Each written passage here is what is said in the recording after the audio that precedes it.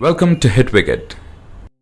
When historians and journalists will sit down to chronicle the events of the second day of the second and the last test of the test series between India and West Indies, they're likely to run out of hyperboles and encomiums in the process of describing every discernible motion of Sachin Tendulkar's final test innings. The phrase every minute detail will gain a whole new twist as writers undertake the heady exercise of penning down the experience of having been a part of Tendulkar's last song with the Willow. The significance of a timely, brisk and to a certain extent enterprising knock by a certain Cheteshwar Pujara and the immense value of his partnership with Virat Kohli will, for all eternity, remain obscured by the poems that will be dedicated to Tendulkar.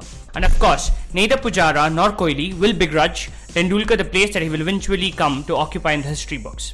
But for now, let us revel in the present and acknowledge the importance of the two knocks by Pujara and Kohli. For long, comparisons to Rahul Dravid seem to have diminished Pujara's stature. The stigma of being a one-dimensional player, not capable of forcing the issue, has been associated with Pujara. With a brisk 167 ball 113 that was started with 12 hits to the fence, Pujara set about changing the perception.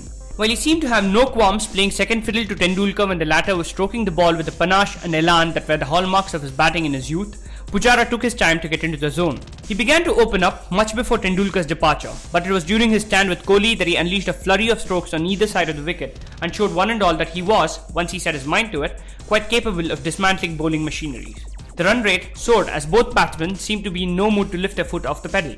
Courtesy Sachin's blitz, Pujara's steady ton and an equally valuable 57 by Kohli, India is in an unassailable position in the second test. As things stand now, the prospects of a West Indies resurgence seem bleak to say the least.